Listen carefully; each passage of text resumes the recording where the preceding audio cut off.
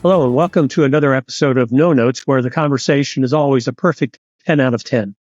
This podcast is powered by Eleos Health, the most used and most loved AI platform in behavioral health, equipping more than 100 organizations and over 10,000 providers with powerful automation tools that streamline documentation, simplify compliance, and surface deep care insights that help drive better outcomes. I'm your host, Denny Morrison, and for today's episode, we are thrilled to be joined by Ashley Newton, the CEO of Centerstone's Institute, to talk about the AI governance issue and policy of how to implement these things in behavioral health. We'll chat a little bit about the elements of an effective AI policy, who should be involved in creating one, and how Ashley spearheaded this important initiative at Centerstone. So welcome, Ashley, and thank you so much for being here today. Yeah, thanks for having me today. So tell me a little bit about why this is necessary. So I think when I think about policies and organizations generally, we try to think about what are the point of policies. And if you kind of step back even from just the AI issue in particular, policies really help shape behavior for organizations. They provide a framework for how what practices we desire, what practices we encourage, what practices we discourage. And so anytime we want to do something new, or we're looking at a new set of rules or regulations, it's really important that we consider, is it appropriate to have a policy in this area? So when we as an organization started looking at using AI in new and different ways, that was one of the questions that came up, was at what point is it appropriate to have a policy for us, and what purpose does it serve? And so because we were using AI in spaces, or desired to use AI in spaces where we had not before, we felt like really considering that early on was an important part of that process, and having conversations inside of our organization to really think through those different pieces about, what does this mean? How does it change the way that we behave on a day-to-day basis? And how would we really want to shape our staff's behavior around the use of AI? And how can a policy help us to provide that framework? And you head up the Centerstone Research Institute. And tell us why that entity was established, and what do you do for Centerstone in your role? Yeah, so I get to work for the Institute, which is a really unique part of our organization. I would say most behavioral health companies don't have an equivalent part of their organization that's quite like what we're doing. But we've been around about 20 years, maybe a little bit less. And originally the Institute was created to do research in behavioral health, and to do that with other partners who could help us advance the industry. And if you think about the science of care, how do we really start to understand what treatments or interventions will work best for people? And so today, I would say that the Institute still does research, but we also do a whole other list of things. And so we conduct all of the research and evaluation on behalf of the organization, but we also do all of the quality and patient safety work on behalf of the Centerstone organization. So our purpose really is to help Centerstone deliver the very best care possible. And so we see that as trying to understand, what are the standards of care today based on what we know and what the evidence and research tells us are the best things that we can do. But then how can we follow and track new research and new evidence that's coming out to understand what the care of tomorrow will look like as well, and where we're going. And one of the things that we're really focused on right now is leveraging technology to make hard work easier. And so looking at the implementation of clinical technology like AI, but also thinking about things like, how do we take that same innovative lens to training, and think about, how do we make training that sticks? How can we use tools like our electronic health records and other things to make it easier to do the job well? We do a whole host of other things too, but this is definitely one of the exciting areas of our work. The focus and the amount of work that you're doing in terms of these kind of implementation related things that will help the clinicians do their jobs better kind of brings us back full circle to the topic today about AI being one of those things that I've always believed, that particularly in case of Eleos, that these are technology tools that for the first time really helped clinicians in their day-to-day work. And, when I think about the Institute's work in terms of how do we help clinicians do their jobs better, faster, easier, it makes a lot of sense to me that you would not only just look at the implementation, but how do we think about this as a policy rather than just throwing technology at the clinician? How do we think about this from a policy perspective? And so I'm interested in hearing kind of what the thought process was within Centerstone that kind of first led you to think, okay, AI might be something we can use. And then, okay, we probably ought to think about this because you got to think about it across 4 states, 3 states, 4 states. Talk to us a little bit about how that all played out. Yeah, that's a great question. So, when we think about any solution at all that we want to implement, whether it's technology or not, we really encourage folks in our organization to think first about the problem they're trying to solve rather than the solution specifically. And so as and we work in partnership with our operations teams because the reality is that we provide services in so many different kinds of settings, hospitals, schools, people's homes, outpatient clinics. And depending on where you work, that experience is going to be really different. And so it's realistic to think that if you work in a hospital, what you need or what might help you or what problems you experience or challenges about your work, it's going to be different than someone who's working out in the community or in a residential site. And so we need to be sensitive and aware of those differences. And so we usually try to say, help us understand the problem or the challenge that you're experiencing. And then let us come back to you with a couple of possible solutions, and you can help us see, do any of these really meet the need? And so that helps us quite a bit. So the other thing it does is that when we take that lens, then we can look for patterns. And so a lot of times you'll hear about similar problems that we're experiencing. And so sometimes the same solution can work to help to solve those. And in this space of AI, that this is one of those times where we started to hear and have for a long time heard about pain points related to documentation and record keeping, which is one of our requirements, of course. Anytime we're providing healthcare service, there are lots of requirements placed on organizations around how we do that, who gets, how we bill for services, who gets to see what parts of the documentation, and all of those things are really important for us to do well and to do right along the way. But it does place this kind of additional administrative burden on staff that we're really aware of. And of course, if you think about being, a clinician, the reason they come into the field is really wanting to help people. And so that engagement and connection with other humans, that's really kind of what's driving them and their engagement. And so we wanted to think about understanding now the challenges. Are there technical solutions, such as a software solution, that could help to alleviate that administrative burden for them? And so pretty quickly, we heard from our operations teams, yes, we think there's merit to this, as a solution. And so that's kind of where we started, was just thinking about that angle. But then really quickly, there were big questions that came up for us about, okay, if we think this is part of the answer, how do we do this? And, what will our staff think? Is it required? Is it not required? What do we say to our patients? Do they need to know? Do they need to agree to us using any kind of an AI software? If yes, what kinds of software and under what conditions? So there just were these, very understandable questions, I think, that come up. And so for us, that for me was what triggered, I guess, the thoughts about this may be a time where a policy can be helpful to us. There is also some external guidance around the use of AI. Though because it's such an emerging space, I think that will continue to change where we'll see more robust guidance emerge. And so I think the impact on that right now is in the lack of having, really robust guidance today. Organizations are having to figure out how to answer these really difficult questions on their own or by talking with their peers. And so that's kind of where we found ourselves. And, our commitment is to making hard work easier and leveraging technology as a way to do that, but using a technology and AI in particular in ethical and responsible ways. So that's kind of how we started down this road of wanting to establish a policy.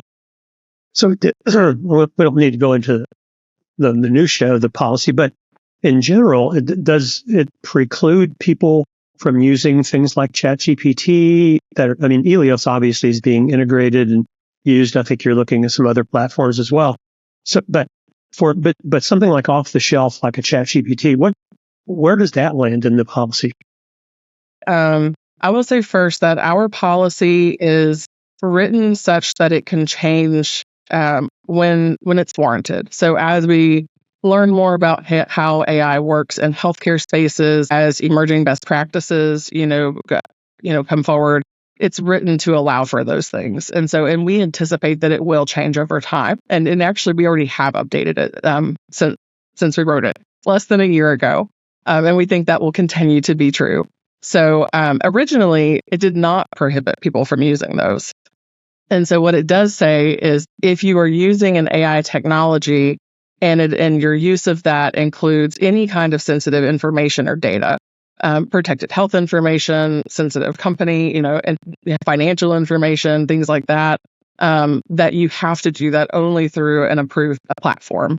And so typically that's going to be something that's HIPAA compliant. And so we want to be sure that we are doing all of the right things when it comes to protecting patient and staff information and sensitive company information as well, of course. But so there's kind of that rationale behind it, but we have not listed out every single platform, of course, because there's so many of them and there's so many coming out every day that it's almost, it feels difficult to stay on top of that in a lot of ways. So instead, we try to provide some guardrails for staff to say, it's okay to use AI to help you in your work, but if you want to use it with sensitive information, then you have to use one of these pre-approved tools to do so.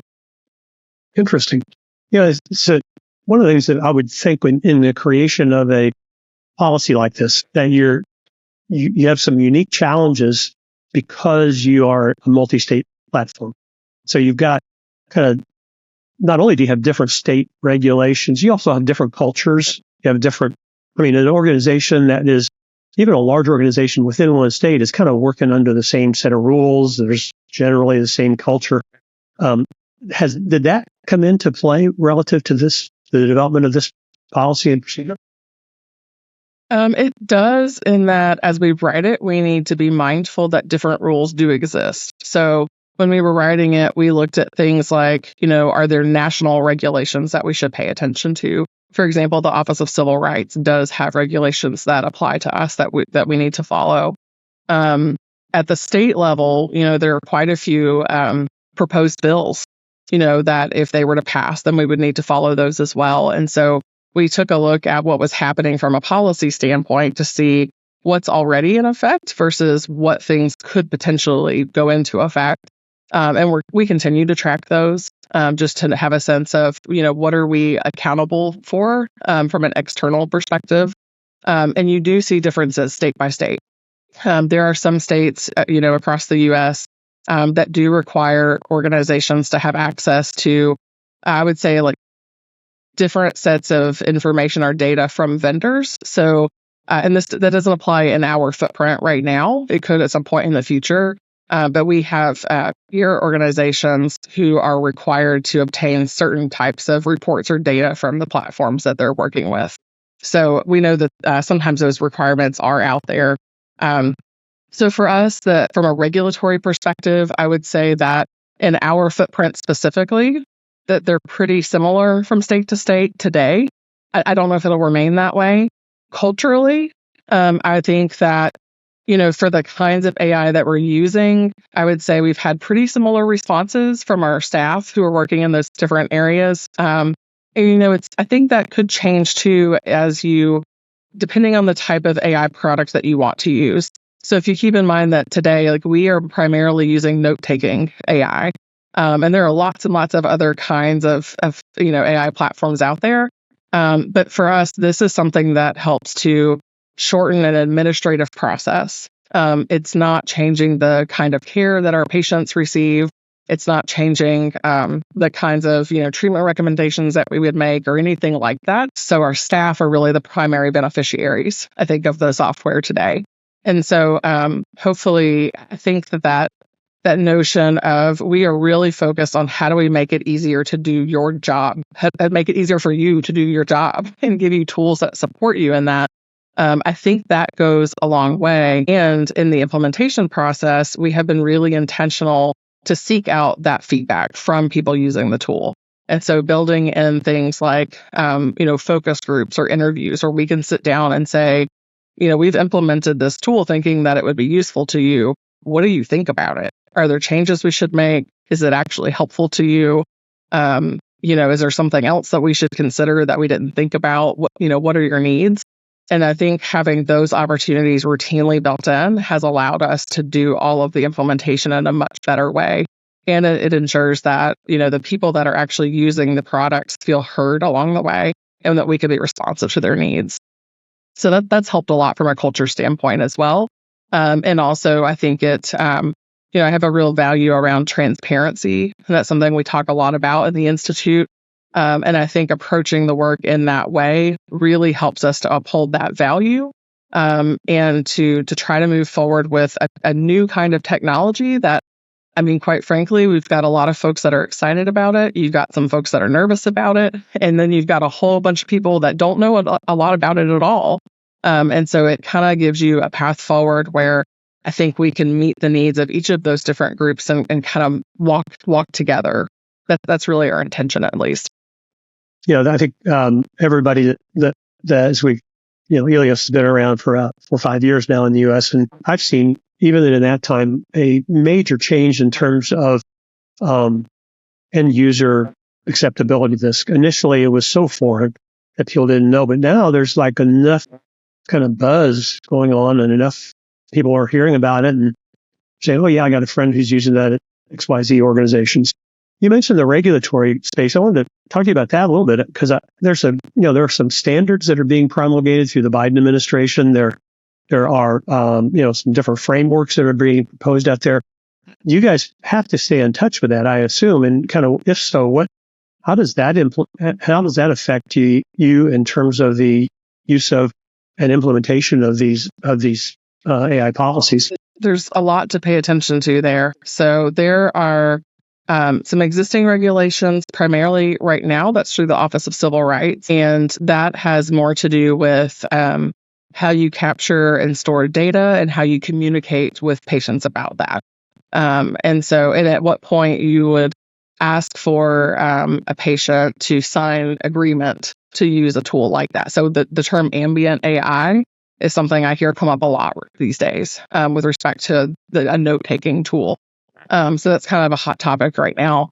Outside of that, I would say that the actual regulations and guidance that exist, at least that would apply to the kinds of technologies that we're using, there's not a lot.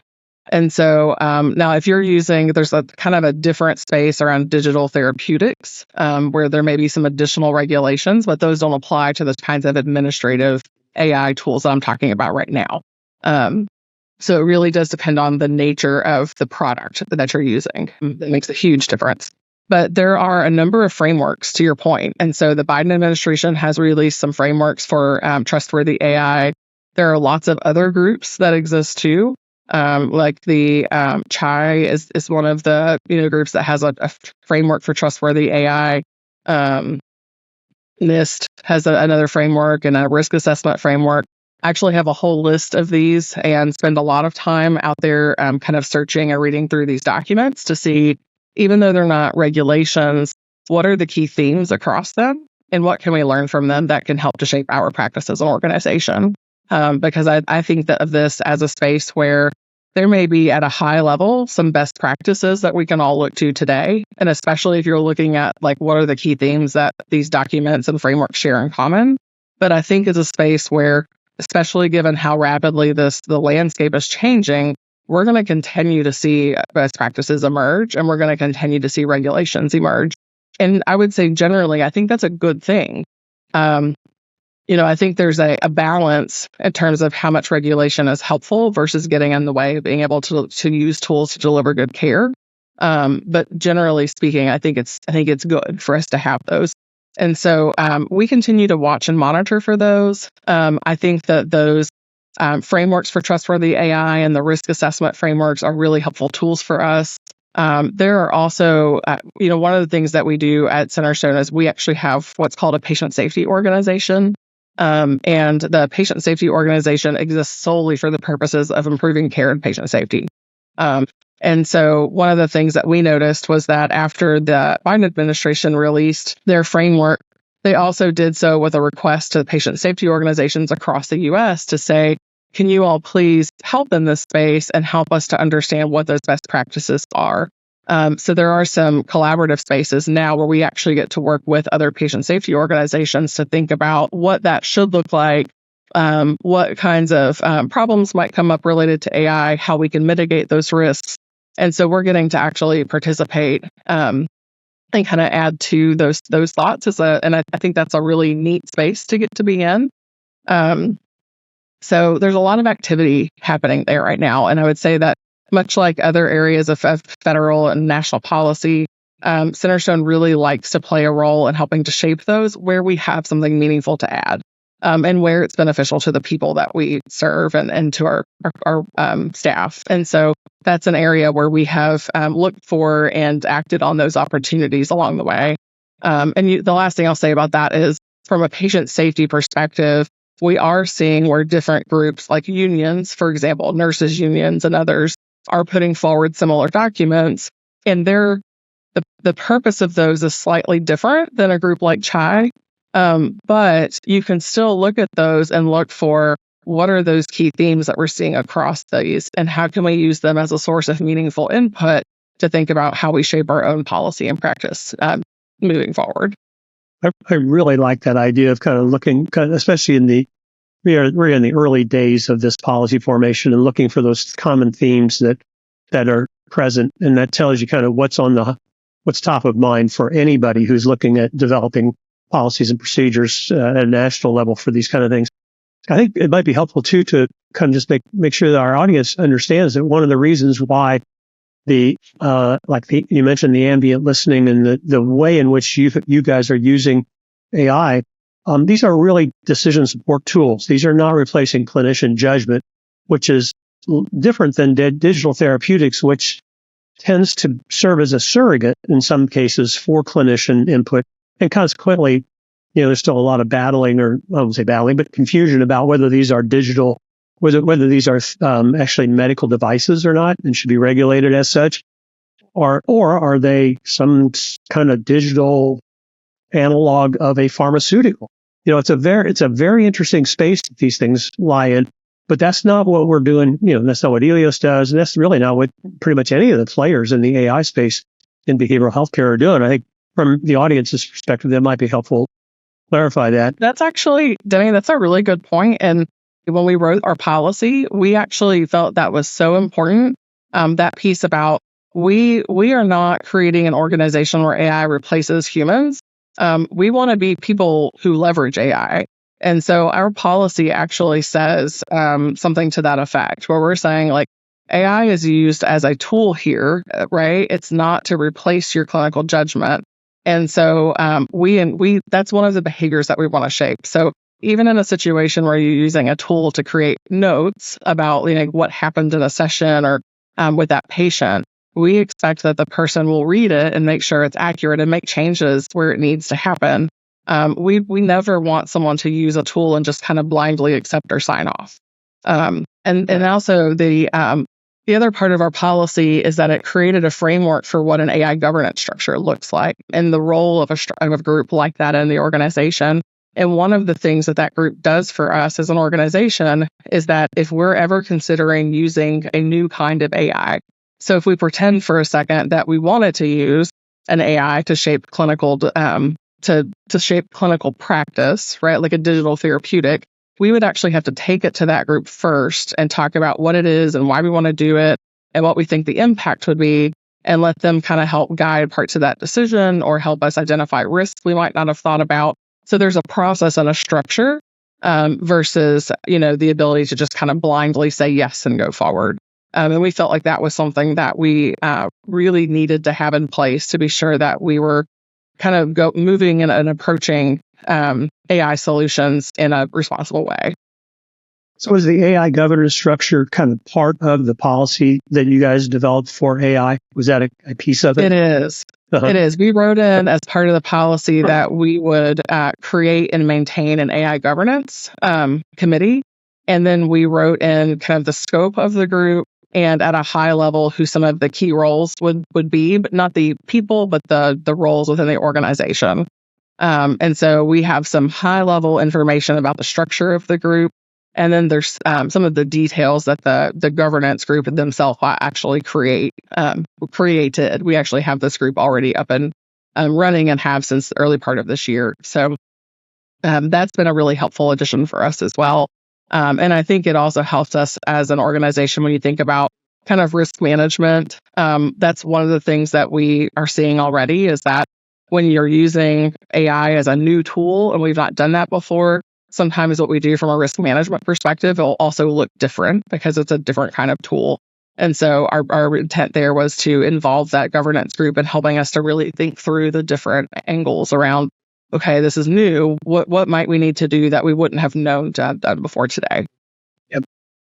So, hopefully people who are watching this are coming away with the idea that this might be a good idea. What advice would you have to organizations that might want to do kind of develop an AI policy in their organization? Yeah, I would encourage them to think about, are there peer organizations that you might talk with who are doing the same work? Because I think that's been a huge asset for us is being able to just kind of compare notes to see how other organizations are handling the same issues. We are resourceful as a field. We're really resourceful. And so, but I will say that the way that we think about moving forward with AI may look really different than how another organization thinks about it. And in a space where, the regulations are still changing and evolving, and the tools are very rapidly coming into market and changing and evolving, it's helpful to hear from folks, what platforms are you interested in and why, and how have your staff responded to them, and what policy questions are coming up for you, and how are you thinking about them? Because, if you don't spend a lot of time reading regulations, I would say the one thing that, a lot of us kind of comment on is that sometimes they're written in a way that you still have to do a lot of interpretation around what does this mean when you implement them. And so the way that we interpret something might be different than how another organization interprets something. And so that ability has been really helpful. I would also advise organizations to spend some time reading the frameworks that exist and just out there already, whether it's Biden's executive order or the CHI framework or HIA's principle for AI use. There is a whole list of them. And some of them are quite dense. I mean, some of them are 20 pages, some of them are 120 pages. But I think that the exercise of going through and actually reading them, and making some notes about them is very, very useful for us. And I will say, as an organization, that was just having somebody, and for us, that was me. There's a few other people doing it too, so it's not me alone. But having somebody who's doing that and who's tracking that and can kind of understand as new guidance comes out, how does this change how we were thinking about it already? Those have been really helpful ways for us to just be aware of how the landscape is changing so that we can try to forecast, what of what we're doing today might look different 6 months from now or a year from now, because it's very rapidly changing. This has been really amazing to me. I'm pretty sure we could spend more time on this, but I want to bring this to a close and just say thank you, and also ask you, is there anything else that we haven't talked about that our listeners should know about when they think about this stuff? Yeah, really, we could talk about this for a long time because there's so many different elements. I think the other question that comes up is, what do your staff think about this? And what do your patients think about it too? And I think the one I feel more equipped to answer is really more about staff, because Centerstone is not using tools right now that would be patient facing. It's all staff facing. And so I would say for us, that's been so far very well received. We also, as an organization, have been pretty vocal with staff about our policy, making sure that as we started down this path, that we shared that, that the kind of the pillars behind that, and so that notion of, we're not replacing humans with AI, we're humans using AI as a tool. We see that as a pillar of our policy. And so things like that, key messages, that those were things that we led with. We've done a lot around general education about AI with our workforce and trying to have messages that go out pretty frequently about those kinds of things and how it can be useful. You made a point earlier about physician attitudes toward AI are shifting, right, toward the positive, to say that this is a helpful tool. So I think there are some things that you can do that really kind of foster that and kind of a positive response.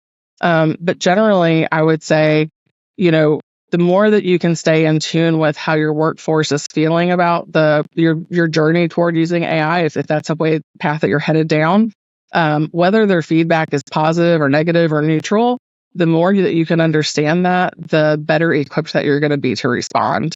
And even where they have concerns, and that certainly comes up. People have hopes and fears and everything in between with respect to technology and AI specifically. And so I think the more you can have, feedback loops in place, the better prepared your organization will be. Do you have a questionnaire, or do you just poll them, or use a Survey Monkey or something like that, or how do you get a sense of their attitudes? Yeah, we are doing a little bit of both of those. So we do have surveys that go out. We've done some EHR related surveys to understand specific pain points, and we've done that multiple times over a period of several years. Specific to AI, we have surveys about changes, and I will say we're framing it as, here are changes that we're making to the EHR that we think will make your experience better. Are they actually making it better? And we have some specific questions that we ask to understand that. We've had some focus groups where we've had staff piloting the tools that we're implementing, and we can actually spend time with them, to understand and kind of talk about what their experience is. And then we always have like an open door policy with our leaders across the different areas. And so anytime they can talk to clinic managers or people connected to the project team, and we make sure that there's a feedback loop that's in place so that we're hearing that as we go, because we really wanted to take that feedback throughout the entire implementation of these tools. And we're about 8 months in, or maybe six to 8 months in. And so we wanted to be sure that we had that feedback, a healthy feedback loop in already standing as we got started, so that if we needed to make changes to what we were doing, that we weren't waiting 6 months or a year to understand that we could go ahead and make that tweak or that pivot to our plans right away. Very good. Well, Ashley, this has been great. I really appreciate you taking the time to talk to us again. And we will be back again with another edition of No Notes.